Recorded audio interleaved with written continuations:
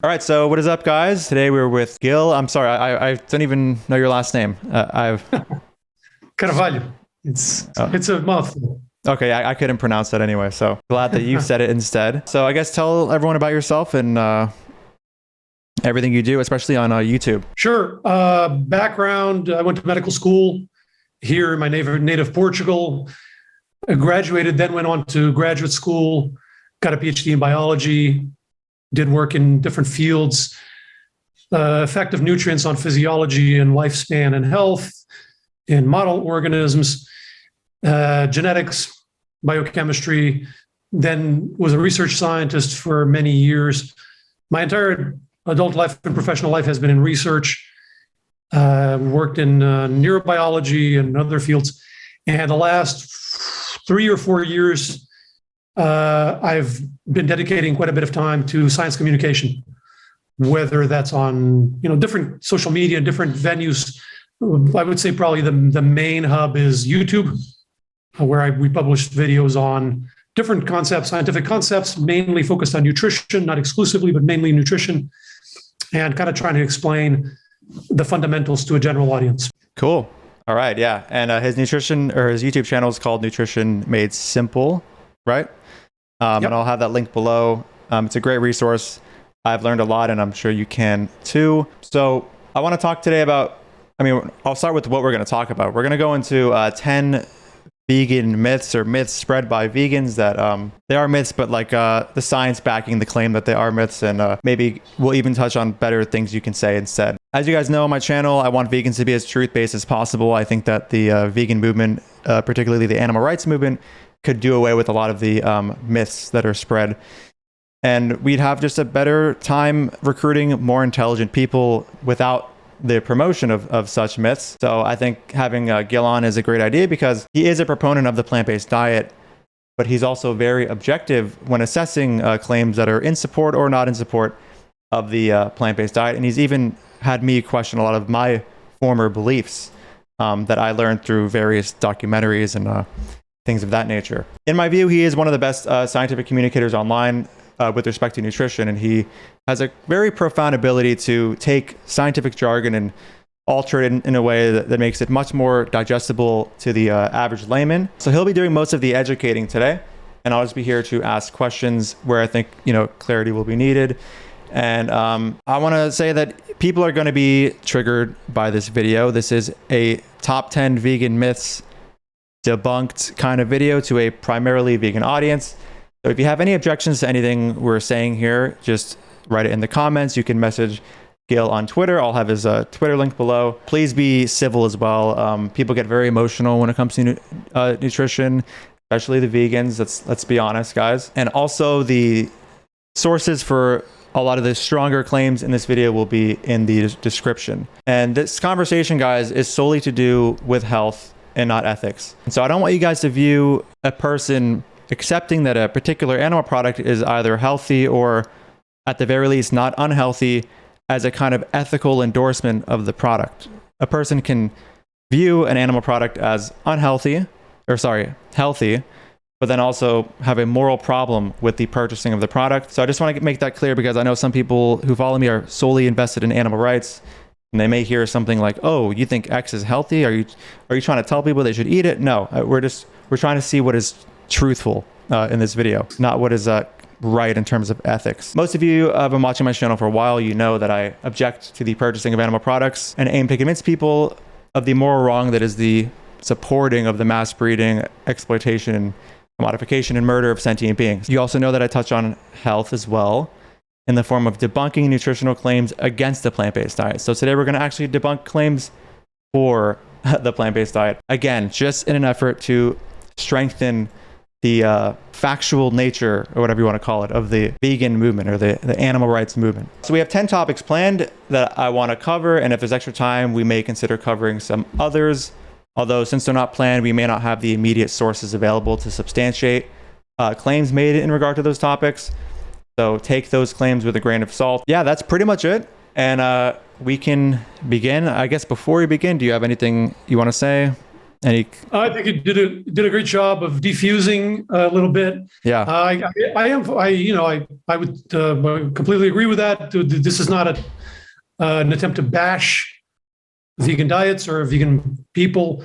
There's many great things about veganism to be respected and emulated. It's just an attempt to promote objectivity and accuracy. It's just an exercise in those. In that direction. The other thing is just a sort of a terminology point. Every time I say vegan diet on my videos, somebody gets very upset and comments that veganism is not a diet. Mm-hmm. And I think what people mean is that it's a philosophy, it's a stance, and so there's a lot more beyond the vegan diet. I mean, we'll probably end up saying vegan diet throughout the course of the video. It's just easier and people know what it means. But it could be interchanged. It could be, instead it could be plant exclusive diet or exclusively plant-based diet. And all of these terms end up being kind of interchangeable. But yes, if we say vegan diet, I know there's more to it than just the food. Yeah. Right. Yeah. Unfortunately, there's multiple definitions online. One that serves the ethical aspect, and one is just more neutral, where it says a person who decides to not eat animal products, and then you can now insert any adjective like environmental, vegan, or healthy. So there's just a lot of confusion around that. But yes, we are talking about a plant-based diet when we say vegan diet. So hopefully that also diffuses some plant exclusive diet, right? Yeah. Plant-based. Yeah, that's true. Right. It can also mean like 1,000 things. Yeah. Vegetarian, pescatarian, Mediterranean, they're all plant-based essentially. Right. We're probably going to touch on many of those, but primarily we're talking about a plant exclusive diet. Right. Absolutely. Like a diet based in plants, I guess, is how people can interpret that. So that could entail some amount of fish or animals. Right. Plant rich or plant predominant. There's all kinds of terminologies. Right. As long as we know what we're talking about, I'm not too much of a stickler for a certain term, as long as we all understand each other. Right. If you want, maybe for the rest of the video, we could just go into all these different terms and define them and confuse everybody. Okay. Sure. Okay. So I guess first one here is the vegan diet is the only one shown to reverse heart disease. So, what is yours? I've heard also this in slightly different variations. Plant-based diet or a healthy plant-based diet is the only one shown to reverse heart disease. Different variations, but people are essentially referring to the same thing. And this stems from the Ornish Lifestyle Heart Trial and the Esselstyn report. And basically, there's a number of caveats to these studies when you look at them that don't really allow us to say that there is a reversal of heart disease or a regression. In the cardiovascular literature, it's usually referred to as regression, but it's essentially the same. The same idea is that the plaque is getting meaningfully smaller, and the focus tends to be on clinically meaningful, so that it actually makes a difference clinically and in terms of risk. So there's a number of concerns with these studies as justification to make this claim. One is the design of the studies. So Esselstyn is not a trial per se. It's a case series. So he's basically reporting the outcome, his observations and the outcomes of his patients that he advised that they should do this diet. There's no control group per se. There's a group that he used as sort of a control that's essentially the group of people that did not adhere to the diet, that did not want to or could not stick to his prescriptions. He's looking at them and saying, look, these people had a much higher rate of heart attacks and strokes, whatever, than the group who did stick with my diet. There's nothing wrong with his study and with him reporting those cases. It's great. More doctors should do it.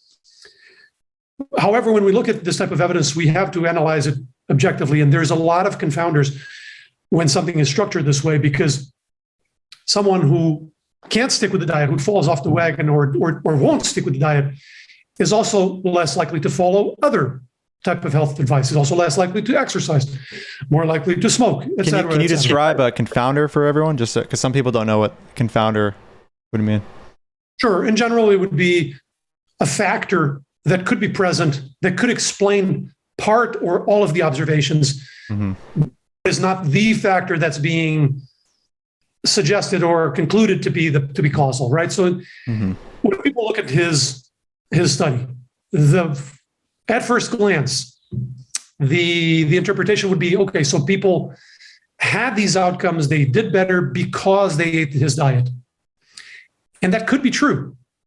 We're not saying that that's ruled out.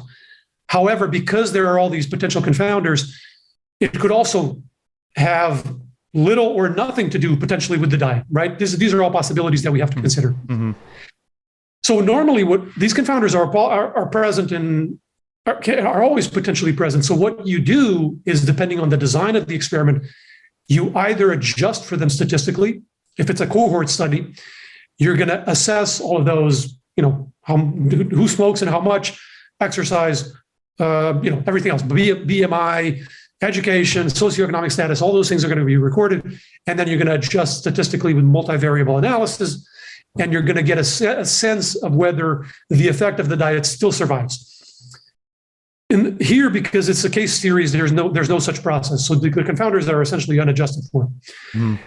The other good way to address that is by doing a randomized trial. You take your fairly homogeneous, ideally a homogeneous pool of volunteers, you randomly assign them to the diet and the control group. And that is a more reassuring way of minimizing confounders. So those are some of the concerns with Esselstyn. Now, on that note, Ornish has the Lifestyle Heart Trial has a more robust design because it is a randomized control trial. Caveats are pretty small number of participants, not the end of the world. Multi-pronged, so there were multiple interventions. It was a 4 or 5 intervention. So it was a diet, an exercise program, a relaxation meditation program, reducing or stopping smoking. All of these things were done in the control group. They lost weight quite a bit compared to the baseline and to the control group. So again, we have a multitude of things. If we wanted to say that this program had a benefit in terms of the outcomes, I think that's fair to say. But to conclude that it's the diet specifically, very difficult to sell that. So there's just too many things considered as, or too many things used as an intervention for them to claim that the singular one out of the 5 was right. It's a multi-pronged intervention, and again, that this is not a to bash Ornish. This was the experimental design. So they set out. They didn't set out to prove specifically that the diet did it. They set out to get the result, to get the best odds of improving outcomes and stopping growth of plaque, or even getting some reversal of plaque. Right. So they threw everything they had at these people. The problem, as this is very common, the misunderstandings and the disagreements are often not on the data; it's the interpretation of the data. So we should just be careful not to overstate it. The other thing that is sometimes forgotten is that the Lifestyle Heart Trial wasn't a vegan diet. It was a moderate vegetarian diet, so it has some dairy in there. Again, not a big deal. It's still a plant-rich diet. It's still a very healthy diet. But when people, sometimes people forget that and go as far as saying it's the vegan diet, that it has to be vegan. If it's not a vegan diet, you can't. That's not supported by the Ornish trial, right? So bottom line, it's possible that the diet is having that effect, but we just can't say based on the evidence. It's just not sufficient. It's possible that 5 or 10 years from now, more results will nail that a vegan diet or a plant predominant diet is sufficient to get these results. So right now, I think we should be agnostic with regards to the granularity, not the general idea of a plant-rich diet. So to be clear, you're not making the claim that the diet didn't cause the heart disease reversal. You're just saying that we don't have enough reason to believe that it did, given... Yeah, it's not exactly. Yeah. It's not convincing. It's not convincing when just by going on by those two studies, I'm not convinced that the diet alone did it. It's possible. It's certainly possible. It's plausible, but we just don't have the evidence to say that. And certainly to say that it was a vegan diet that did it and that only a vegan diet could do it, that is really a stretch. Couple more things. The technique, without getting too into the weeds, the technique that was used, the imaging technique, is angiography. Basically, you're getting an image of the outline of the lumen of the artery, it's like the hole in the tube, right? And not a measurement or a visualization of the plaque per se. And so there's some uncertainty there as well. The angiography gives you sort of a surrogate and sort of a guesstimate of plaque, but it's not a reliable measurement of plaque. There are many things that can happen. So if you see it's called the stenosis, right? The stretch, the narrowing of the artery where the plaque presumably is, and you can see that widen a bit over time with the treatment. Mm-hmm. But there's more than one way that can happen. Yes, the plaque could be shrinking, the artery could be dilating. There's even technical reasons. The angle at which you're visualizing the artery could influence that as well. Mm-hmm. So there's just some uncertainty there with the technique. There are more recent techniques that are used now in statin trials and things like that specifically look at the plaque and can measure the plaque more accurately. Mm-hmm. So yeah, if in the future those techniques were used in a diet trial, that could be interesting. That could give us additional information. There is also some specific criteria in the literature that are quite specific, where the thresholds for where it's considered a bona fide regression of plaque, and specifically a clinically meaningful regression of plaque. And it's pretty hard to cross those. Even the statin trials, most of them don't reach that bar, and these diet trials don't even get close to that bar of really compellingly showing a reduction in plaque that is clinically meaningful. Another thing that's interesting to note when people say the vegan diet is the only one that has this effect, even when we look at data that's suggestive of plaque reduction, there have been other interventions. There's one actually that was published last year, this large trial called CORDIOPREV, and they used the Mediterranean diet. Classical Mediterranean, right? Not what people are eating nowadays in the Mediterranean region, right? Not the McDonald's and everything, but what's normally referred to as the Mediterranean diet in the literature, and the classical Mediterranean with, whole foods, lots of fruits and vegetables, some dairy, olive oil, low in red meat, low in processed foods, etc. This was a very large trial, 1,000 volunteers over 7 years, massive trial. And there was a suggestion. They used ultrasound in the carotid arteries in the neck. And there was a suggestion of a reduction in plaque size.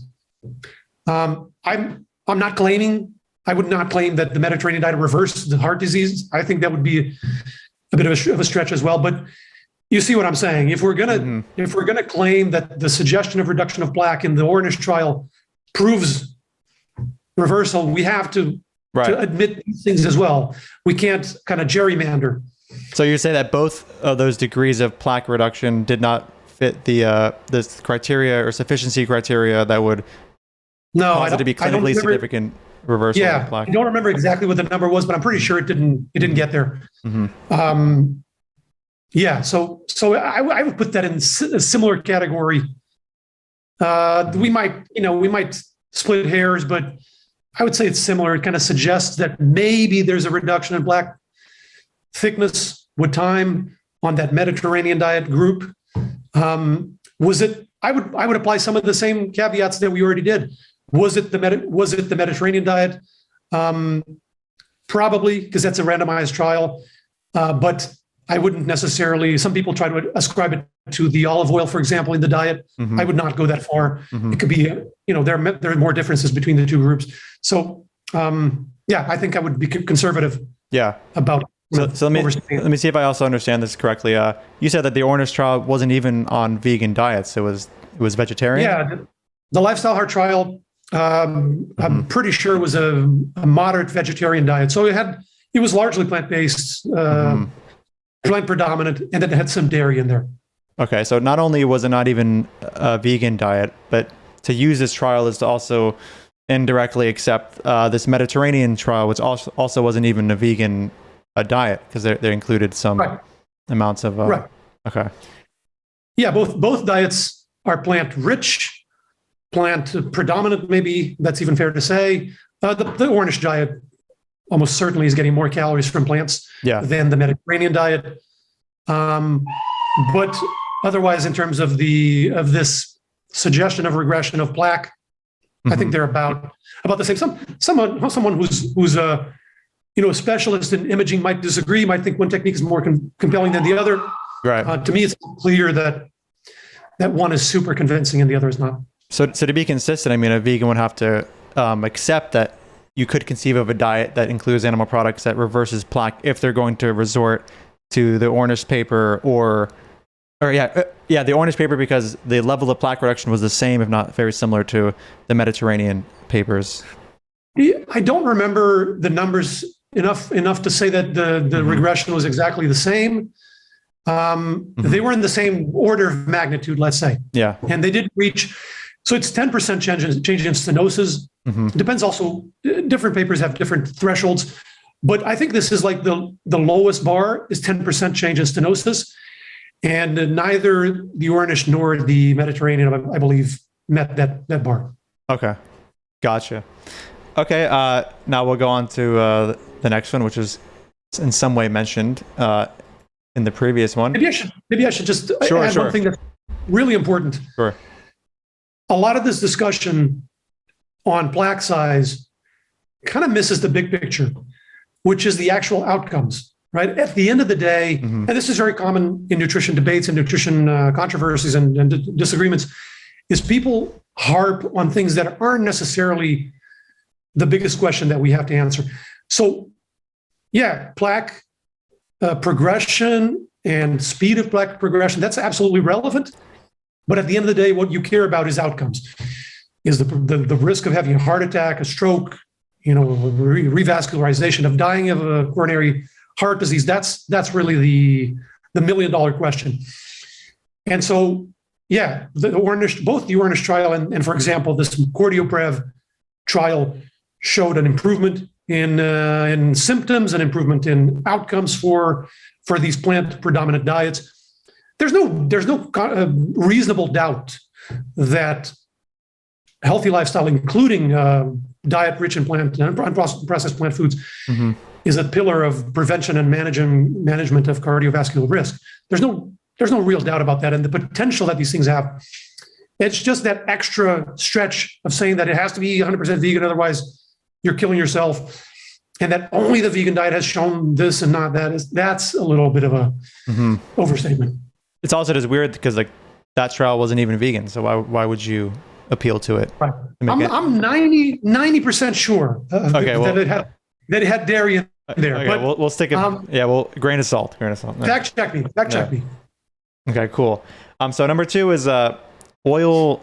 Now, I mean, I guess some vegans vary on this myth, but it says oil / all fat is harmful. So we could start with, I guess, oil, and I'm assuming the second part of that is addressing the low-fat, whole food, plant-based community. Right. So, yeah, I see different degrees of this, right? So there's the hawks, let's call them, who say that all fat is bad, and you have to be on a low-fat diet, an extremely low-fat diet, to be healthy. That's easier to disprove. And then the doves would go milder and say, okay, fine, some fats are fine, and oil might be okay, but the plant fat, the whole forms of fat, like nuts and seeds, are superior to oil. So that's a more nuanced idea. So if we start at sort of the more bird's eye view, if we look at the evidence, just in general, people who eat more, who consume more oil, and let's say olive oil, for example, there's different types of oils with different outcomes. But the ones that have the best outcomes are the liquid vegetable oil, the predominantly unsaturated oils. Once you start getting to coconut oil and palm oil, that gets a little dicier because they are very high in saturated fat. We're talking like 70 to 90% of their calories from saturated fat, and they have been shown to raise cholesterol. So, but we're talking about liquid vegetable oil, which is where the outcomes are more kind of consistently positive. So we look at people who consume more olive oil, for example, they tend to have lower risk of cardiovascular disease, lower all-cause mortality. And this is in cohort studies that adjust for those confounders that we talked about, right? It's not unadjusted.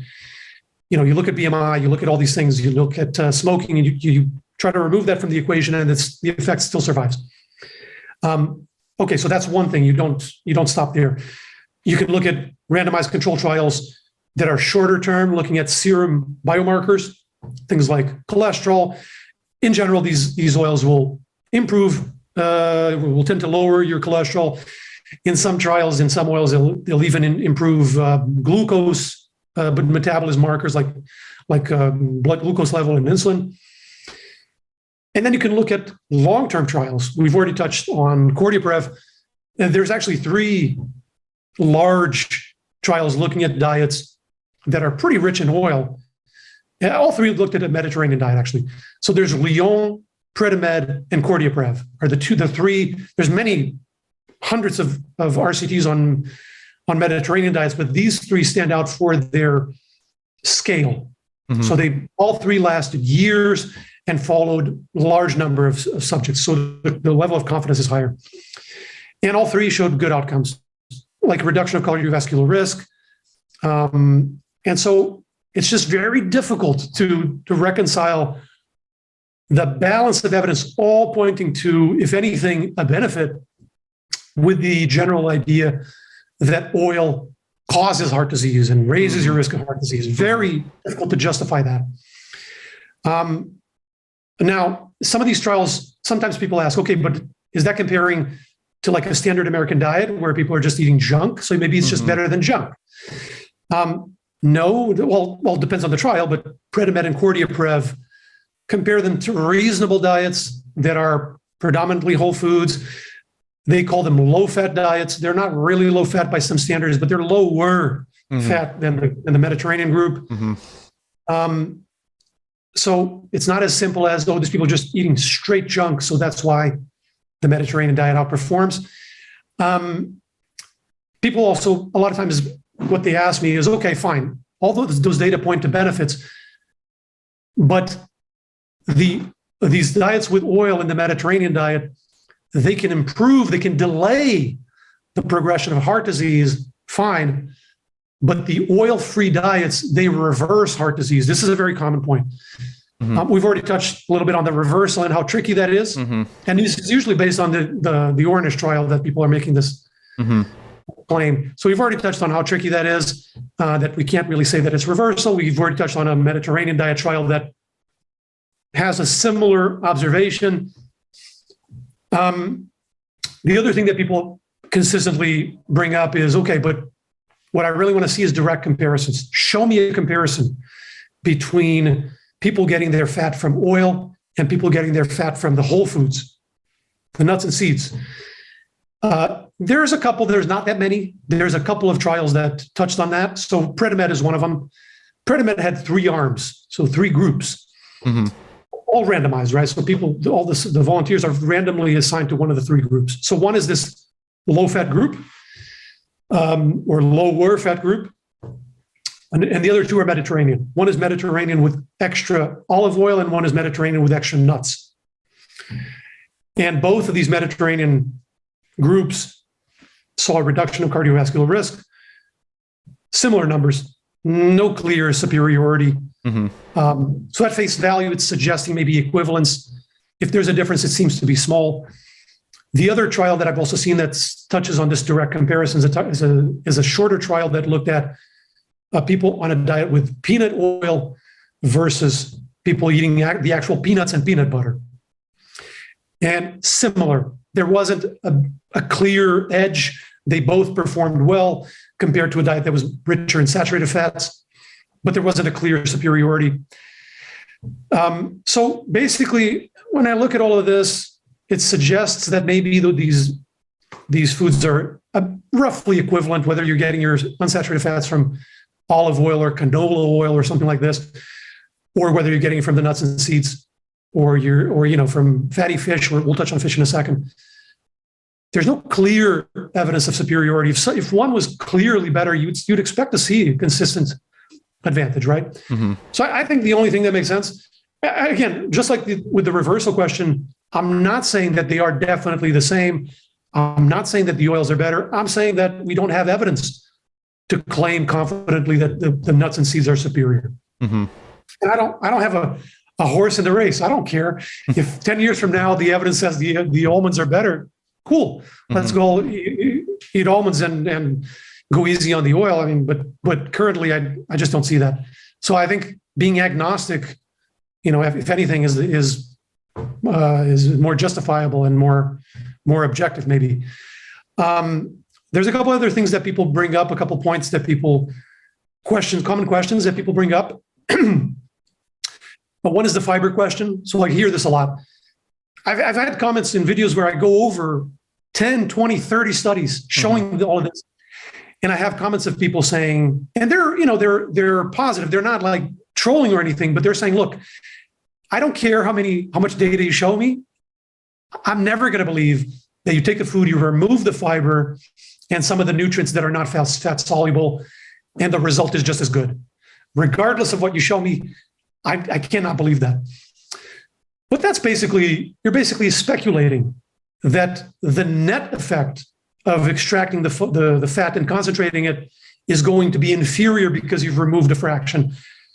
You could just as well speculate in the opposite direction. You could say, unsaturated fats have just overwhelming evidence of benefit in the literature for cardiovascular outcomes, for diabetes and insulin resistance. So I could just as well speculate that you're taking that fraction and concentrating it. So that's going to potentiate the benefits of the unsaturated fats, and it's going to have a more powerful effect on it. It's just as speculative and just as it sounds like more of a rhetorical point based in like some appeal to nature, like, oh, like you're removing it from its natural form. I will never be convinced that yields the same type of benefit or level of benefit as its raw form or something like that. When in reality, like it's just a rhetorical point. It's not an empirical one. Like they need to actually substantiate that the benefits aren't the same. Until they don't do that, then they have no leg to stand on. Exactly, 100%. So it's an idea that everything natural must be superior to any form of processing, and it's not a bad heuristic overall. It's not a bad rule of thumb to approach food in general, but it's not necessarily going to be the case. That doesn't demonstrate a point, right? It's exactly like you said. A natural, not everything that's natural is healthy, and not everything that's unnatural is unhealthy. So, yeah, we want to look at actual demonstration, actual results, exactly like you said. Right. Flow-mediated dilation is something that's sometimes brought up. So it's this idea that's based on data. After a meal with oil, there is an acute decrease in the motility of the function of the artery walls. So based on this, people have blown this out of proportion and said, oh, so this proves that it's bad for the heart, it's bad for cardiovascular function. The problem is these acute oscillations in a parameter, we can't, extrapolate from that. Exercise, it has also been reported to lower FMD acutely. And that doesn't mean that exercise is unhealthy. It just means that there's all kinds of physiological changes acutely after an event or a food that don't necessarily reflect the long-term consequences. And in fact, when you look at trials that are longer, looking at oil supplementation, FMD, if anything, seems to improve over like weeks to months. People on the olive oil supplemented groups tend to see an improvement of FMD, if anything, either no significant difference, or an increase. So this just, emphasizes the problem with looking at these acute changes, oscillation changes, and just extrapolating. Very tricky. Extrapolating it onto the long-term health outcomes or something. Yeah. Extrapolating to the net effect of the food, right? We see this all the time. People call it mechanistic speculation, right? Oh, eating this food, this molecule goes here, or it activates this pathway, so it's going to be bad for you. Not necessarily. Even if those observations, which are often in vitro or in mice, but even if those observations recapitulate in the human, you can still have a constellation of changes where the net effect is positive, is in the opposite direction of that mechanistic speculation. This happens all the time. Very common source of misunderstandings. Couple other things, the saturated fat content, people ask a lot, okay, but isn't olive oil high in saturated fat? It's got 14%, give or take, of the calories are from saturated fat. However, you're not going to eat, half of your calories from saturated fat. It's not, as long as your overall is not overboard. Also, it's not as simple as just contains saturated fat. The ratio of saturated to unsaturated is very important there. And olive oil is overwhelmingly unsaturated, monounsaturated fats. Another thing that's very interesting to observe is that if you look at the saturated fat content, several types of nuts are higher in saturated fat than olive oil. Macadamia nuts is about 15%. Brazil nuts are like 20%, right? And canola oil is like 8%.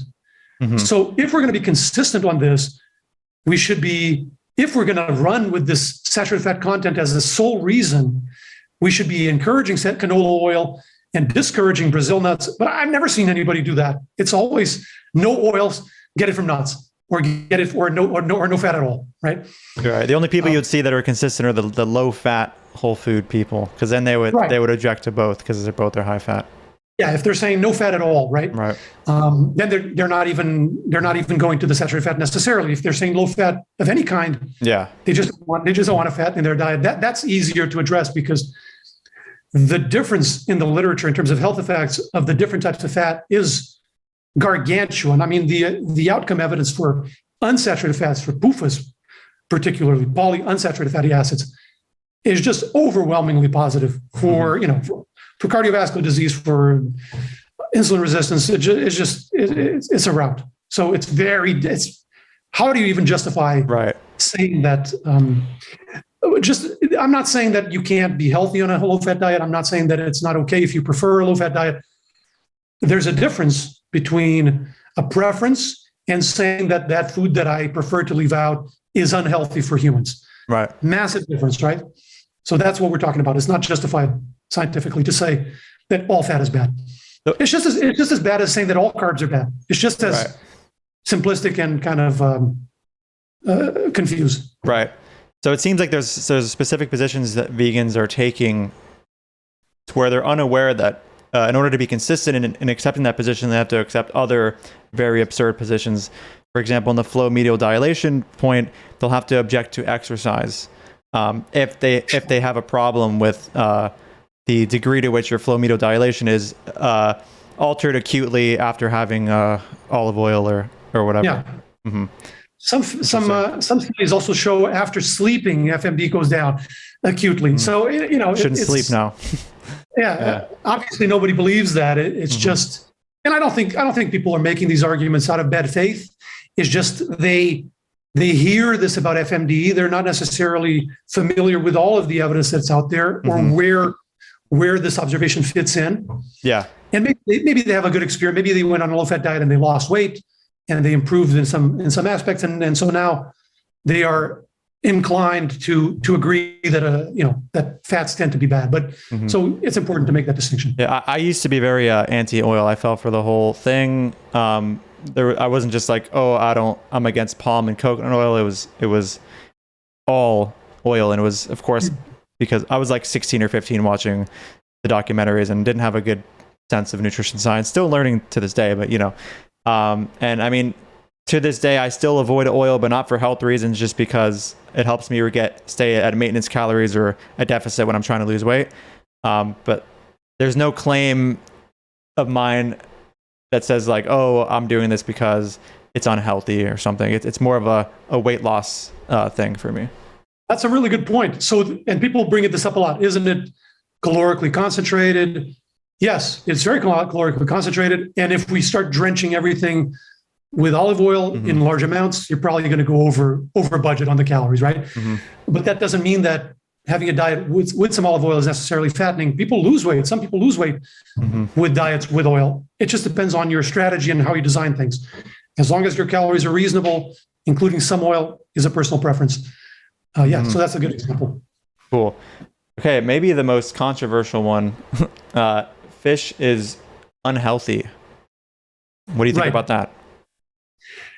Actually, very similar. I was thinking about this, and a lot of similarities with the oil question. So here we also tend to see kind of a faction of more hardliners that say, let's call them the hawks that say, no, fish is unhealthy. Mm-hmm. If you eat fish, you're hurting yourself, you're raising your risk of disease. And then there's a softer version that says, fine, fish is okay, fish is better than the alternatives, but it's not as good as plants. So there's usually these two kind of levels of nuance, right? So again, we can go through the exact same progression of looking at the evidence. First, more bird's eye view. We look at people who tend to eat more fish in these population studies, these cohort studies with the adjustments. They have lower cardiovascular disease risks. They have lower total death. They have lower risks of gastrointestinal cancer, lower risk of neurodegenerative disease. So to just the blanket claim that fish is toxic, again, incredibly difficult to reconcile or to support that. Now let's look at the specific comparators and the claims that it's not as good as plants. Few people, I think, disagree that it's better than, ballpark in general, that it's better than, say, processed red meat, for example, or, a large amount of red meat. Most people will agree that it is preferable. Where the debate where people kind of diverge is this question of the plants. What if I'm eating some fish, and if I remove that, and if I eat only plants, am I better off? So and I often see people making this claim with a lot of confidence. I may have personally made it maybe in appealing to the increased fiber or something like that you'd get or whatever. Sure, but go ahead.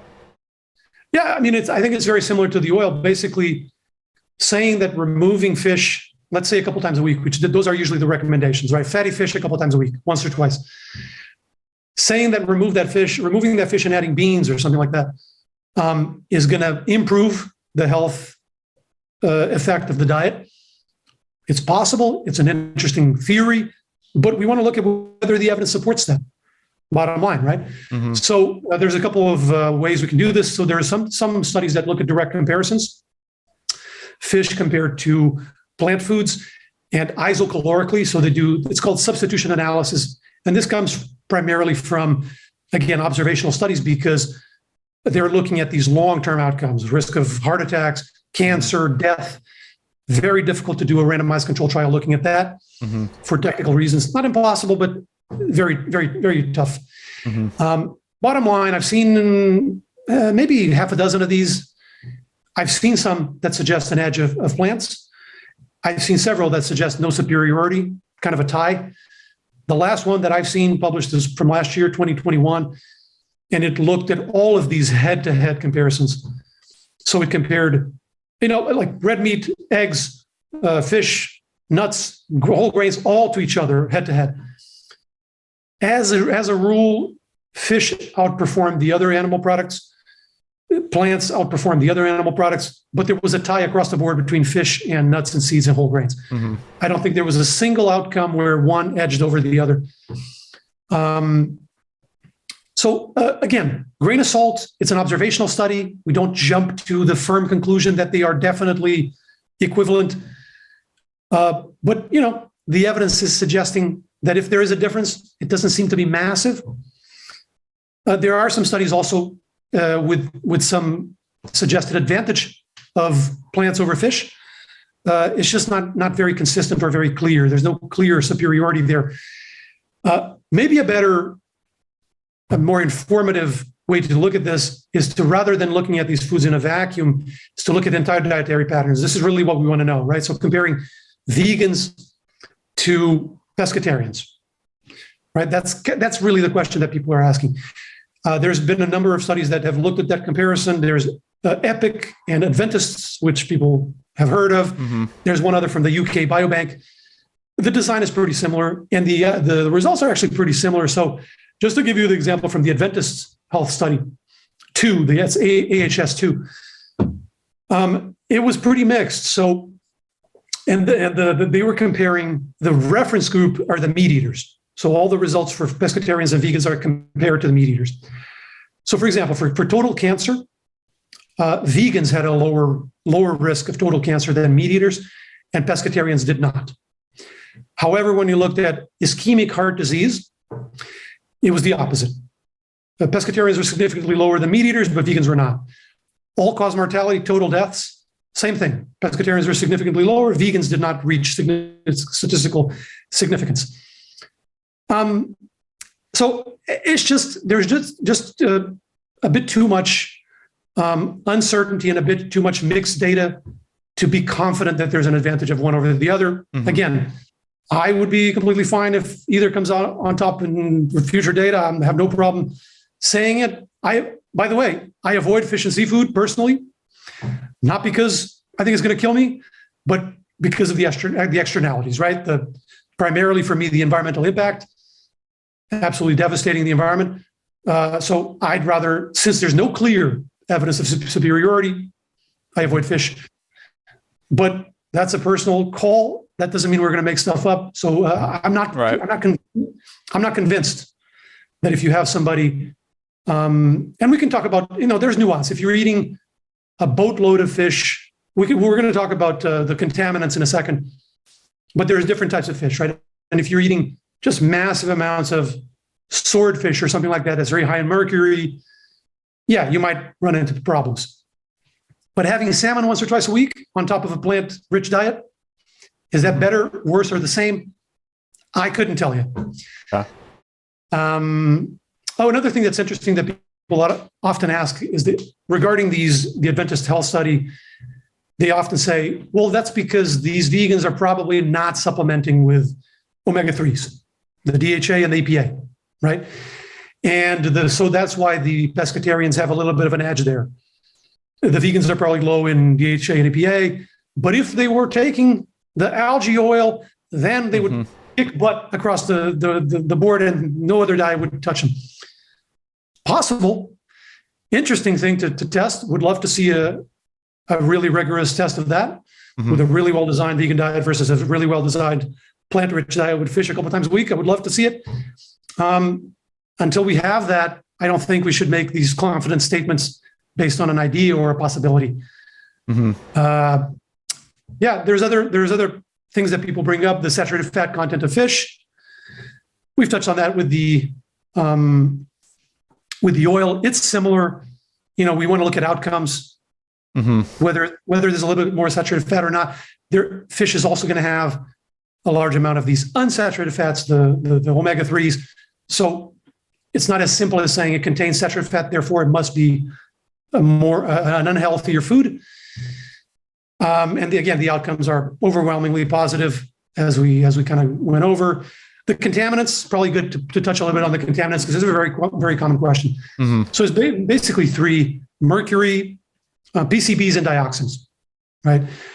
For mercury, there's a really good study, an analysis looking at the mercury content in each type of fish, published by Darius Mozafferi, and I can send you that.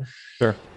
Basically, the interesting thing is there's a massive variation in the mercury content from the types of fish that are usually recommended, which is kind of salmon and sardines, and these both fattier and not too high on the food chain. And those tend to have very small amounts of mercury, versus these fish that are larger, much larger and higher up the food chain, like shark, swordfish, some types of bass. They can have 20, 30 times more mercury than those other types of fish. So that's something to bear in mind, right? To paint everything with the same brush is not really objective. The issue of contamination is more relevant for certain groups as well. Pregnant women, children, you're going to be more careful there. But again, the benefit, and this all comes down to outcomes. We're starting to sound like a broken record, and that's a good thing, because it all comes down to outcomes. I mention outcomes a lot on the channel, so yeah. So we can speculate about the effect of contaminants, but you want to look at the health effects, and you typically see lower cardiovascular risk, lower neurological outcomes on people eating fish. So if there's an effect, it doesn't seem massive, and it seems to be outweighed by the benefits. if people want to play safe and they say, okay, fine, this is all fine, but I'd rather play safe and not eat any fish and get, beans and maybe the algae oil. That's controversial too, whether the algae oil truly delivers a benefit. But if people want to do that as a strategy, I don't have a problem with it. It's just the confident claim that it's definitely unhealthy. That's not compelling. Mm-hmm. Last thing on the fish chapter, the PCBs and the dioxins. Actually, when you look at the main dietary sources of PCBs and dioxins for Westerners, the number one source are land animals, beef, chicken, pork, that type of thing account for about a third. Dairy, about a third as well. And then vegetables are actually number three, with about 22% of the PCBs and dioxins that people are taking in are coming from vegetables. Fish and seafood are number four at 9%. And then eggs are about 5%. So if we were looking at the content of PCBs and dioxins exclusively and jumping from that to food health value, we might, if somebody is interested in discouraging consumption of vegetables, as some people on the internet are, they could easily latch onto this and say, look, vegetables are higher in PCBs and dioxins than fish and eggs. So we should just not eat salads and go eat fish and eggs all day because it's going to lower your intake of, right? I think we all can see through that argument. Mm-hmm. And the main problem is that it's focusing on one molecule that's present and not on the actual health outcomes, the net effect of the food on health. So just a little bit of nuance there. Yeah, no, interesting. They'd have to be somebody who can't be carnivore in the traditional sense because animal products are at the top of the PCB chain, and then they'd have to be a carnivore fish egg eater or something like that. Right. It'd be an interesting diet. Yep. Okay, cool. Now, the next one is a vegan diet is the only way to be healthy. This was kind of covered in your covering of the Adventist health study and the pescatarians and the vegans and the Mediterranean paper you talked about as well. Yeah. But you also put here, it's the healthiest and all animal foods in any amounts are unhealthy. I've actually covered this before, but I would love to hear you go into it. We could just emphasize. I mean, I agree with you. We've largely touched on this. It's not that clear. What's very clear from the evidence across the board is that a dietary pattern that's rich in unprocessed plants has the best outcomes consistently. Whether that's plant exclusive or not, there's no clear superiority. It's basically a personal decision based on these educated guesses and people and the concerns with the externalities, the ethics, the environment, all very valid. But basically, this general statement that I just made that basically summarizes all the evidence of the healthy dietary pattern. This was a pretty wide umbrella, right? That it fits vegan diets, it fits vegetarian diets, it fits pescatarian diets, it fits Mediterranean diets, it fits careful, well-designed omnivore diets. It fits well-designed, careful paleo diets, low-carb diets, high-carb diets. They can all be designed in a way that is probably health-promoting. And I don't think anybody can tell you with certainty. I certainly can't if one of these is definitely superior to all the others. So it's just that level of uncertainty, and it's basically becomes a personal choice at that point. Right, and I could feel the ethical vegans who follow me already screaming at me. So let me just emphasize again that we're discussing truth here, not what we ought to. If I can't come up with a good reason to say that someone should stop eating fish for health reasons, I still have the environmental and the ethics that I'd bring up, And I think those are really good arguments. Mm-hmm. And I have zero problem with those. I basically agree with that. If you say, look, there's no clear superiority here. Mm-hmm. So for somebody who does well on either one, let's say it's somebody who doesn't have any, special conditions or special needs or something like that, who could eat either diet. Yeah, it's a perfectly valid argument that they should do for ethical reasons. You should, limit or eschew the fish. For environmental reasons, yeah, I think those are strong arguments. It's when people try to stretch that and they're also, by the way, definitely unhealthy for you. Right. Mm-hmm. that's when I think it's very tempting. I think the logic is that it's very tempting to say it, and that there's probably an expectation that that's going to be more compelling than the ethical argument. Maybe that's where this is born. Yeah. Well, I've said before on my channel that there's actually a good reason as an animal rights activist to not even mention, even if you think that animal products in moderation are unhealthy, to convince somebody to stop eating them, because somebody could just have red meat once a month, and we can both agree that's not going to really break or help their health. And now you have somebody who is still violating the vegan moral philosophy because you were trying to use health-based reasons to convince them to stop. But so if you talk about ethics and you say, well, supporting this industry once a month is still ethically wrong, even though it wouldn't cause any negative health outcomes, that is going to be much more compelling. So also, I think some people will also come across people that don't care for ethics, and then they might resort to health arguments, which I definitely will. But the entire point of this whole video is that in the case that you're in that scenario, don't start exaggerating health claims, be truthful. And I guess some vegans would say that even lying to get people to reduce suffering is a good thing. I've met a couple that say that, but I still think you can come back to the ethical arguments anyway, hopefully, right? Even at a pragmatic level, I doubt that works long term. Yeah. Because some people might be watching and thinking that I'm nitpicking, that I'm being really picky, that maybe I have a bias against these diets and I just want to find flaws. If you think I'm nitpicking, go talk to somebody who has an emotional dislike of the idea and see what they'll latch on to dismiss everything. Mm-hmm. They'll latch on to anything from if you're some condescending, what you're wearing, your hair, how your hair is done, the thing they heard on the blog, they'll just throw everything at the wall. So, I think you want, even from this point of view of the strategy of communication, you don't want to come across as somebody who's stretching the truth to sell your idea, right? You want to be the one steelmanning your argument. Mm-hmm. And preempting those easy targets. Right. And they may find out later on that you lied, and some people will take a large offense to that, and you can make them go back on their lack of and then they'll dismiss everything you said. Right. That's another reason why we shouldn't lie about this stuff. So next one is that there is no need to supplement B12. Now this one annoys me heavily, and I cover it a lot on my channel, but go for it. I threw this in even though I assume that most of your audience is all over this. Mm-hmm. But if there's one person watching who was like, oh, I actually forgot about that, or, I'm getting it from this source that is not really validated, but Mm-hmm. So real quick, if you're a vegan, if you're on a 100% plant-based diet, you need a source of B12.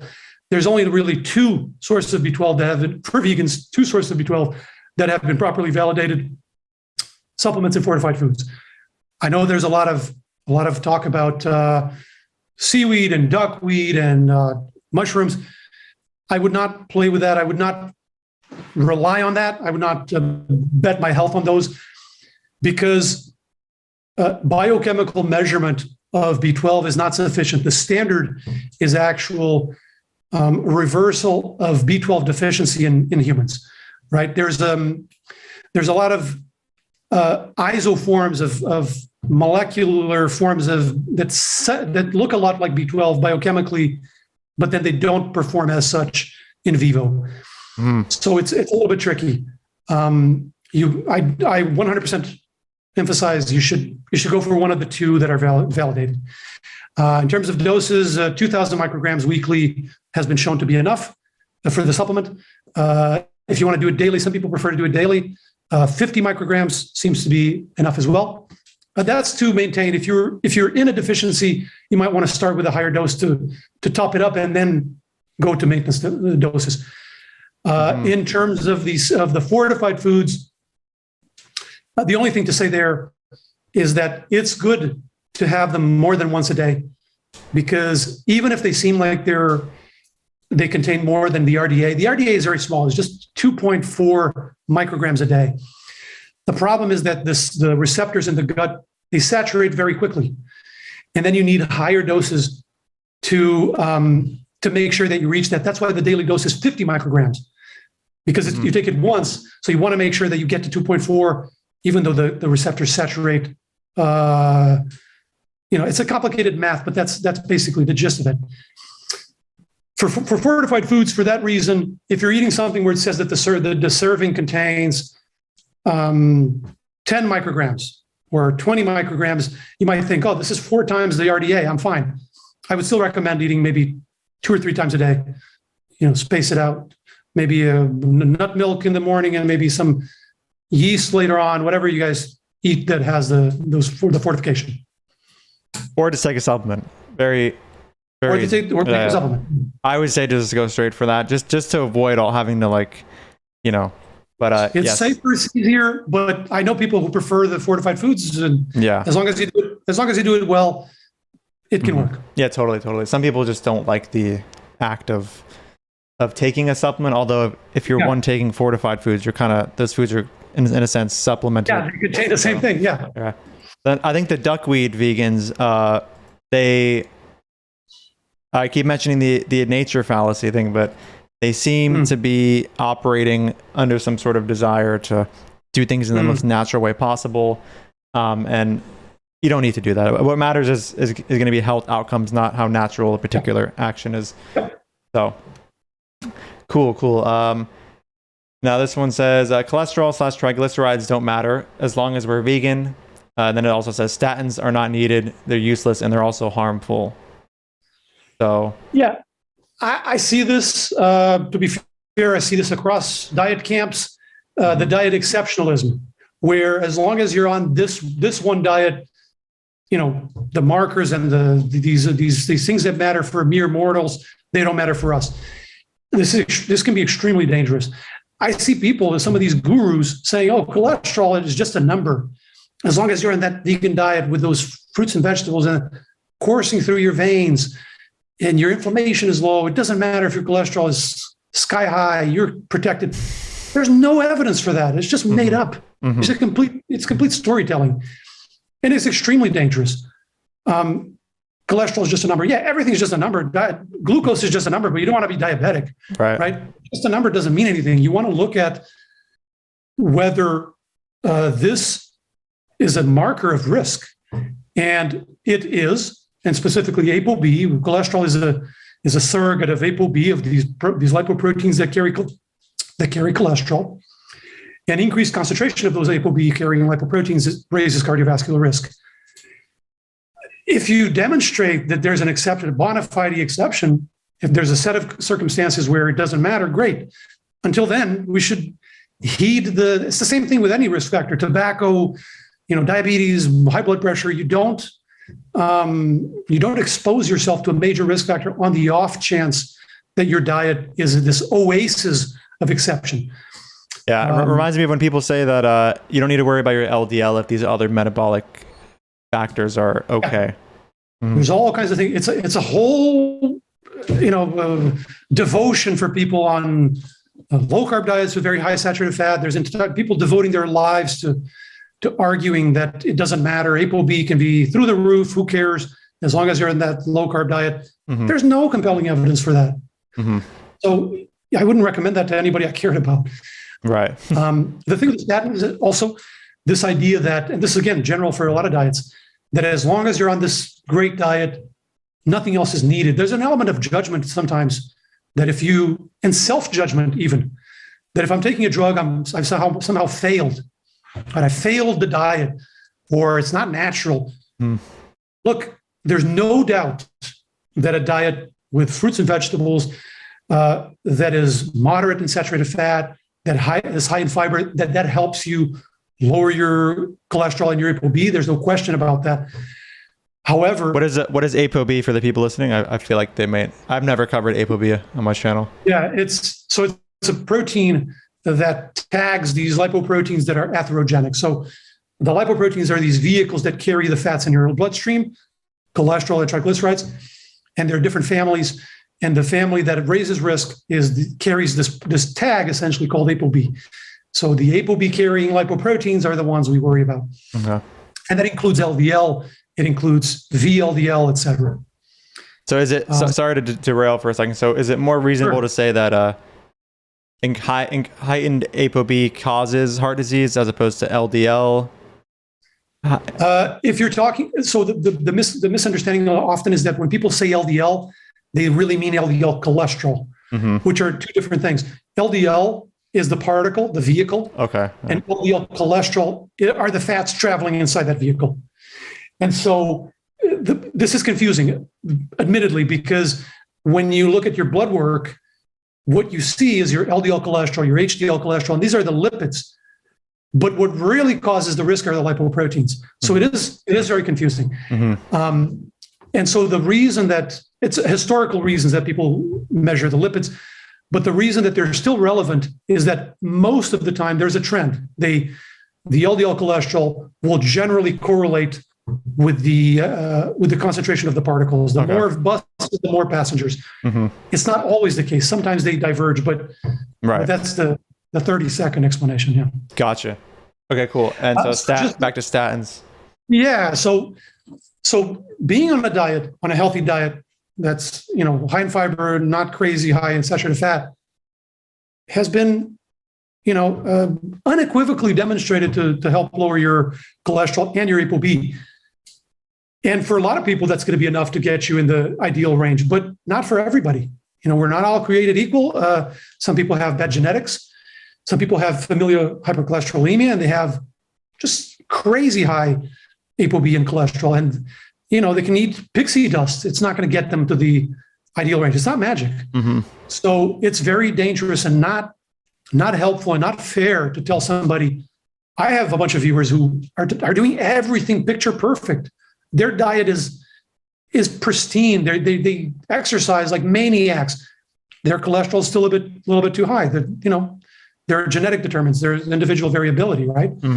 So it's important to emphasize these things are not mutually exclusive. You can be on a healthy diet and take a statin or another drug that helps lower cholesterol if it's indicated for you. It's not mutually exclusive. You didn't fail. You didn't do it wrong necessarily. It depends. The sentiment seems to be, again, I'm bringing up the appeal to nature, but also the anti-pharmaceutical, like big pharma kind of mentality. Yeah. And there's also, I think, I see this in all these different diet communities. There's this belief that the diet is perfect and gets rid of all diseases and all risks. And for the diet to be perfect, you have to eliminate everything else. So there's a tendency to say that all other dietary approaches are bad, that all drugs are bad and unnecessary. Nobody needs drugs. They only need to get on our diet, right? The low carb diet or the high carb diet, whatever. You see this over and over again, and it's just not evidence-based. Yeah, it's like a belief that modern medicine is rendered obsolete so long as you consume the correct diet. But there has never been a diet that can for every single person. Yeah, it doesn't make you immortal. Yeah, right. Unfortunately. Now, just to clarify, there have been even direct comparisons. There's a study by David Jenkins where he directly compares a plant-based diet. I believe it was plant exclusive. So it was a vegan diet. He calls it the portfolio diet. He includes several foods that help lower cholesterol and ApoB. And he directly compared it to people on statins. And for the doses that he used, he actually saw an equivalent drop in cholesterol. So it's certainly a testament to the importance and the power of diet, but that doesn't mean that one thing replaces the other. It depends on the case, right? Some people, yes, some people won't need drugs if they eat a certain way. Others will and can benefit from a drug on top. Right. It's just not mutually exclusive. And also with the whole being suspicious of big pharma, you can accept that modern medicine has its value while also maybe having niche issues with some things that the pharmaceutical industry has done. Yeah. I'm no fanboy of the pharmaceutical industry. I don't think they're evil. I don't think they're out to hurt people. I think it's a bit of an externality. They want to make profit. However, most of the time you make profit in the pharmaceutical industry by by creating drugs, by developing drugs that pan out in clinical trials. Most drugs that are developed and tested don't pan out all the way to the consumer. Right. And so, yeah, there's no, and these drugs, when we're talking about statins, these are some of the most widely tested and validated drugs in the history of pharmacology. They have been looked at in dozens of massive randomized controlled trials across institutions, across populations, across investigators. So the idea that thousands and thousands of people all over the world, these are not all people that work at the companies, right? These are done by universities. These are done by investigators across the world. The idea that all of these thousands of people are cooking the books to make it look good. I'm not saying there isn't bias. I'm not saying there isn't, we're all human, but the idea that this is all fabrication is completely divorced from reality. And then with statins specifically, with this question specifically, you can look, for example, at drugs that were developed more or less in parallel and that tanked completely. Drugs that were aimed at raising HDL cholesterol. And those were more or less contemporary. They were developing them because, again, the observational data suggested benefit of having lower LDL cholesterol and higher HDL cholesterol. So the pharmaceutical industries set out to develop both classes of drugs, right? Most of those drugs that were tested, again, in large randomized controlled trials, 39 that I know of, these are one of these trials can cost $100 million to run. So these 39 randomized controlled trials on drugs that raise HDL cholesterol were a massive flop in the aggregate. They were all, most of the vast majority certainly were not pursued. So this is an investment gone down the toilet. At the same time, essentially, the statins are thriving because of the results are so encouraging. The idea that it's all made up and big pharma just creates they choose the results or you draw them in. It's not realistic. The other thing that's probably the biggest argument against this idea, where I know we're off on a huge tangent. No, so okay. The last thing on this, when you look at the genetic studies of people who are born with lower LDL cholesterol and lower ApoB, they have lower cardiovascular risk and lower mortality. And the results, and those are not pharma studies, and the results are actually stronger than the results of the pharmacology of the drugs, about twice as strong, because you're looking at someone who's born with the mutation. So it's a lifelong exposure to low levels of cholesterol, right, and ApoB, as opposed to the trials, which are taking middle-aged people with a history of hypercholesterolemia, and you're putting them on the drug for 4 or 5 years. So the benefit is clear, but much more modest compared to the lifelong exposure. So, it doesn't fit at all when you look at all the available information. It's completely divorced from reality that this is all fabricated. The degree to which you'd have to orchestrate this conspiracy on a global scale is just, I can't even conceptualize of it. It would be the biggest conspiracy theory of all time, essentially. Right. I think of anything that's, but there's nothing more tempting than a conspiracy theory. So right, they're all very interesting, and vegans. I think because veganism is a minority type of opinion, I feel like the movement can attract particular people who like to have those types of opinions, and that's why I've seen a decent amount of conspiratorial vegans as well in these spaces. There's probably going to be comments saying that I'm a vegan shill. I mean, not a vegan shill, a statin shill. Right. And I've been paid by Big Broccoli or something like that. Right. Oh, by the way, I might as well say it. I've never made a dime from statins my entire life. Don't have any ties to industry. Don't care. Don't care if industry loses money or don't care. I'm just going to tell you what's in the studies. I only care that people are healthy. Don't make any. It doesn't matter to me financially, one iota, if people take statins or not. Financially, right? Irrelevant. Okay, so next is everybody should/can go vegan right away. I guess I'll give my little take on here because I have discussed this before, and then you can go ahead. I've always said that, like, especially in the ethical aspect, like ethically, the animals are going to want you to go vegan right away, but there's a lot of practical reasons why you might want somebody to take their time in learning how to go about consuming a plant-based diet, because if they go too quickly, they might fall victim to some of the pitfalls, suffer from a deficiency, and then go back to eating animal products. So I had a friend who went vegan overnight. He just ate like potatoes and rice for like 3 months, didn't supplement at all, suffered. So that to me is a good case against like not going right away. And of course, and also a case for increasing the access to resources, which would help people go vegan in a way that is intelligent. But what do you think? Yeah, I agree with that. I can give you another example. People who have a lot of intolerances to a lot of plant foods. So IBS, so you saw the last video we released. IBS is one case, irritable bowel, where people can be intolerant to a lot of different sources of fiber. And there's no way that they can eliminate all animal products and just eat, because they can't handle beans in some cases, right? I've had family members that went through exactly that. Couldn't handle beans. And I'm not talking like light indigestion. I'm talking about devastating pain, writhing on the bathroom floor pain after eating beans, broccoli, cauliflower, most fruits, a lot of different leafy greens. So you take out all those foods. There's like 2 or 3 plant foods that these people can tolerate.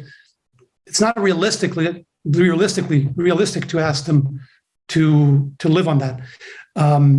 So in the case of the cases in my family, there was a period of adaptation. And by the way, these people wanted to eat more plant foods. They didn't want to be on diets that were so high in chicken and beef and whatever, but they couldn't handle it, right? So I was actually the one reassuring them that, look, don't worry about it. It's not your fault. You have to eat this way. We're going to try to figure out the issue underlying, and then you eat whatever you want after that when we fix it. And that's what happened. Once we had to address the underlying issue, we were able to greatly improve. And then my mom, for example, went through that, and now is able to tolerate all those vegetables again. So I don't know. It's just I just wanted to throw this in because sometimes I see this kind of this almost a little bit of acrimony towards people, like everybody is not, doesn't want to do it or has ill will. People have different constraints and different circumstances. Right. And I made a video about, there was this lady talking about how she had a devastating case of rheumatoid arthritis as a child and lost some joints and all crazy stuff. You're talking about Michaela Peterson. Yes. Jordan Peterson's daughter, yeah. Yes, that's exactly right. So people asked me to comment on that video. We made a short video on it. And what I was saying was, look, what she was saying was the only way I could control the symptoms was by eating this all beef and salt diet. Now, assuming that that's genuine, I'm not, going to assume that it's a lie. Assuming that that's genuine, am I going to tell somebody like that she should eat less meat and she should cram the vegetables and just lose more joints? It's ridiculous. Nobody's going to take that. Nobody's going to go through that. So yeah, we have to have a little bit of, I don't know, maybe a little bit of compassion or a little bit of putting ourselves in other people's shoes. Not everybody can do, as much as others. I'm very fortunate, very privileged. I feel the same no matter what I eat. So the swaps that I've made over time didn't make any difference in terms of how I felt. When I was eating more processed foods or more this or more that, I feel basically the same. But that's a privilege. I get to choose based on these externalities, but not everybody has that luxury. So right, yeah. I mean, I do have my specific problems with Michaela, and I'm not going to go into it now, but I have caught her lying on various occasions. Okay. So I don't take her word as seriously as maybe you may, because you're not accustomed to the lies. But I knew nothing. Yeah, right. When I do these fact check videos, and that's something that I do on purpose. I go in knowing nothing about these people. Like I don't even know what they do for a living. Nothing. Yeah. And I do that on purpose because I'm examining the claims and the content of what's said, and I don't want to. It's a good way to remain objective, but also, yeah. But there's definitely complaints. I definitely get complaints in the comments. Oh, you should research what this person does, or what if they're a Scientologist, or if they have the specific background. I just don't think it matters for the claim. Yeah, and I also many people I get to go vegan. I always mention to not start with too much fiber, especially if they're coming from a very processed diet. Because in the past, when I wasn't aware of the fact that some people may take some time to have high amounts of fiber in their diet because their gut microbiome isn't accustomed to how it should be. They suffer. They get super bloated. They're in pain.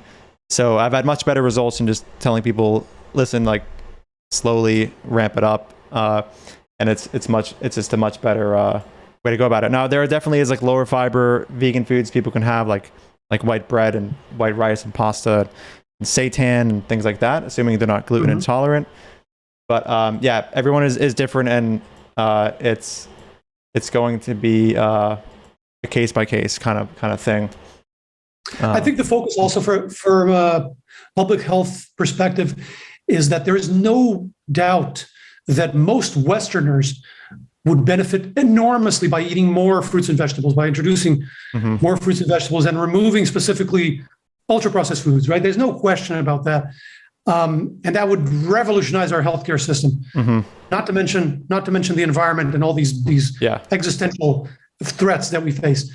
But it's then the nuance and the sometimes the overclaiming that everybody has to do and can do right away. This one diet, very strict. For some people, that's going to be true, and not necessarily for everybody. Right. Okay, so now we have you put here the vegan versus keto clashes, and I guess you said this is 9 and 10. This is two separate things in one. I just threw that in because I see this acrimony and this kind of like these wars on social media, endless wars, and I don't know how productive that is.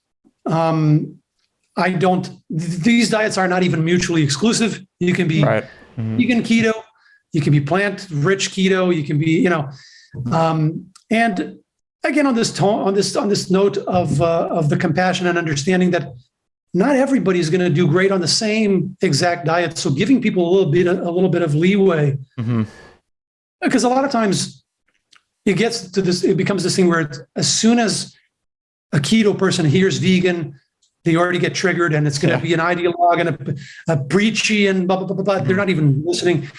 Sometimes the same thing happens. Some vegans hear low carb and they go, this is trash. And when I talk about low carb diets on my videos, I have people who say, oh, you're talking about low carb diets. You're losing legitimacy. So you can't even mention something.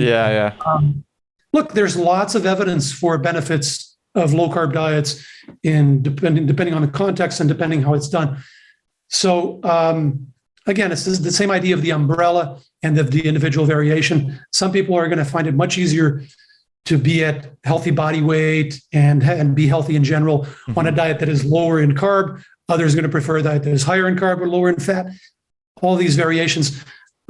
We should focus on the things that truly matter, which is not going overboard on the processed foods, having an abundance of fruits and vegetables, unprocessed fruits and vegetables in the diet. These other concerns, the externality concerns are very relevant as well. The environmental impact, people want to argue the ethics, that's all good, but not get lost in these tribal wars and then the high carb, low carb. I mean, let people do what works for them at that level, because there's no evidence that of a clear superiority of low carb over low fat for fat loss or for any of these outcomes. It's pretty much a tie in these large trials and meta-analyses. So, right, maybe if they do a plant-based keto, just maybe avoid loads of coconut oil and palm oil because of the higher saturated fat, and stick to the more polyunsaturated fat high oils. But that doesn't mean that keto is bad. It just means like a specific version of keto maybe should be avoided. The same guy, David Jenkins, who did that trial comparing the vegan diet to the statin, he also has a study looking at plant-based low carb diets. He called it Eco Atkins. but it's basically a lower carb diet that's I believe plant exclusive in that study, and basically shows that the diet improves outcomes. Yeah. Not outcomes. It was shorter term, so it was biomarkers, so cholesterol and that type of thing, and triglycerides. But yeah, again, saying that low carb diets are unhealthy, it's not really supported by the evidence as a whole. Gotcha. And now we're on to dairy myths, such as cancer. I'm assuming you mean dairy causes cancer, and then funding, and then bones. Yeah. I thought, because there's so many ideas and questions with dairy, I thought I'd throw this in. Yeah, sure. As sort of a 9 and 10 blended together. So with the cancer, it is true that there's a link to increased prostate cancer specifically. So higher intake of dairy associated with a higher risk of prostate cancer. And the American Cancer Society classifies it as a limited/suggestive level of confidence. So there's a suggestion that there might be a link there. It might causally raise risk. We don't know with certainty. It's a possibility. However, there's heterogeneity when it comes to dairy and cancer. So when you look at breast cancer, for example, there's also a link in the opposite direction. So people, higher intake of dairy associated with lower risk of breast cancer. And the American Cancer Society puts this at the same level of confidence, limited suggestive. And when you look at colorectal cancer, again, a protective association, an association with lower risk, and they rank it even higher as probable link because the evidence is a bit more compelling. So again, we have this heterogeneity, this mixed evidence, and this uncertainty that has to be taken into account, right? And so when you look at the American Cancer Society dietary guidelines, they don't have a specific guideline for dairy one way or another. They don't recommend including it. They don't recommend excluding it, precisely because for the purpose of cancer, for the cancer outcomes, there's this mixed evidence. So, saying that, I'm primarily worried about prostate because in my family, there's a family history of prostate, for example. And so based on the suggestive data, I'm going to limit dairy. I think that's fine. That's perfectly reasonable. But the blanket claim that dairy causes cancer and that this is one reason we should not eat dairy, doesn't really go through. Yeah. And then with the bone story, I looked at a number of studies.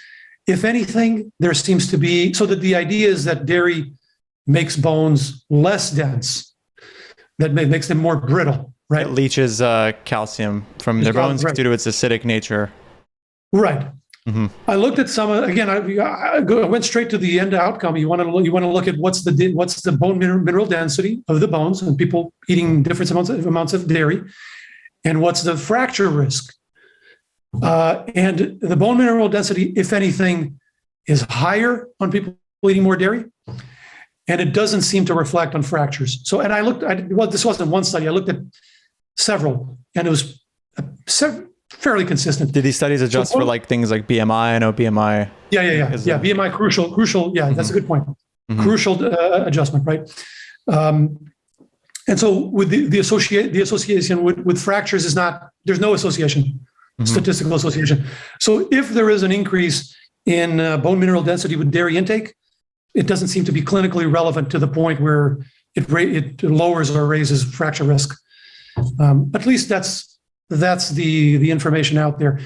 Again, it's not like this nails with 100% certainty that one way or another, but it doesn't justify claiming that dairy is going to make your bones, brittle and you're going to crumble into a pile of dust. Right. There are many reasons to eschew dairy. Again, the ethical reason, the environmental reason, and you can make some health arguments that are reasonable, but these kind of blanket claims are not at the top of that list. Okay. What about high fat dairy? Would you say? Yeah. The problem with dairy is that it's so heterogeneous that when people say dairy, it's really hard to give you a blanket answer because you have these completely different beasts, right? You have butter and yogurt and milk, completely different beasts. And when you look at the outcomes, they vary enormously. Yogurt, for example, tends to have much better outcomes than butter and even milk. So, and then, when you look at, the analyses that I think are the most compelling are the ones that look at specific types of dairy and that look at specific substitutions of, say, butter for another type of fat, or milk for another food. You tend to see, most of the time, you tend to see kind of a ramp. So the dairy tends to outperform the red meat, especially the processed red meat, so better outcomes. And then when you compare the dairy to plant foods, sometimes you see no significant difference. Other times you do see an advantage of plants, particularly with butter and things like that. Certainly with oil, with olive oil or canola oil, they tend to outperform butter pretty consistently. It's like a topic for a whole hour or two or more. Right. Because it's very heterogeneous and the amount of data is staggering. Gotcha. Okay, well, that's the end of the 10 I wanted to discuss. So I'll ask you right now, do you have time for maybe just a couple more, and then we can call it, or Sure. you have to go? Yeah, we can do another 5 minutes. Sure. We can go through these quickly. So, you know what? I was going to mention, just ask if red meat raises our risk of disease, but I'll just recommend you go watch your video on red meat, because it does a pretty good job of... It addresses exactly that question. Yeah. So the carnivore diet, what do you think of the carnivore diet? Is it a healthy diet? Most of the people that I know that have reached out to me and contacted me about this, and we have a fair number of viewers that are on low plant diets or high meat diets. Most of the cases seem to be they had some underlying issue, some health issue that they were trying to address. And actually, a lot of them tried vegan diets before.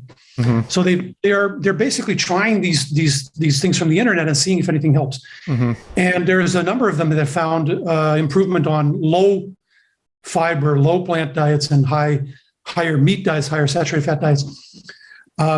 So there's a couple of different underlying issues that lead people to do this. One common thread that I've seen, and I'm not saying this explains all of it, but one common element are gastrointestinal conditions like IBS and SIBO and things like this, where people have fiber intolerances, and then they remove the fiber and they feel better. And like I said, I had family members who had very similar conditions. And so basically the question is, do you have to do that in the short term? And this is basically a variation of a low FODMAP diet, which is a customary approach to these intolerances. So you put people on diets that restrict certain types of fiber, these complex fibers that people have trouble digesting. And so acutely, you put them on these diets to get the symptoms under control. And then what you try to do is address the underlying issues and gradually reintroduce the foods to both identify which are exactly are a problem, and in some cases you're actually able to reverse the underlying condition. For example, the microbiome imbalances in IBS is one case where you're able to do that. So that explains at least a chunk of those situations. People contact me and say, look, this is what I'm eating. I had this problem before. I had to eat this way. I do exactly what I told my mother. I said, look, you got to do what you got to do to control these devastating symptoms. Just begun to get them under control, so you can have a life in the short term. And then what I recommend doing is trying to address the underlying conditions for every reason, not just because it's going to allow you to have a more diverse diet, but also because you don't want to just walk around with a condition that's not being addressed, that's being circumvented, that could create other problems in the long run. So that's generally my approach. Gotcha. And then the last thing, and then we'll be good to go. What are your thoughts on real quick, raw veganism and fruitarianism.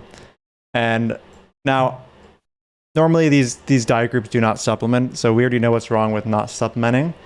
So outside of not getting enough B12 or say like D3, do you see any issue with these kinds of diet groups? It depends how it's done, right? I mean, I'm not going to say that it's impossible to do it well and to get all the necessary nutrients from a diet where everything's raw or everything's fruit. It's hard. It's definitely way harder. And if you're only eating fruit, I don't know. I'm not saying it's impossible, but you're going to have to do some serious strategizing. You're going to have to do some serious checking to see if you're getting everything, if you're getting enough protein, if you're getting enough iron, if you're getting enough zinc. You're going to have to do some due diligence.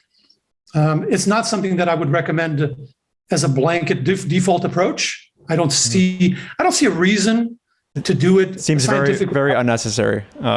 Unnecessary, unless it's like a personal preference. But scientifically or health-wise, I don't see a reason to recommend by default eat just fruit or don't cook anything. And you can make a case for the advantage of cooking. Certain nutrients become more bioavailable after cooking.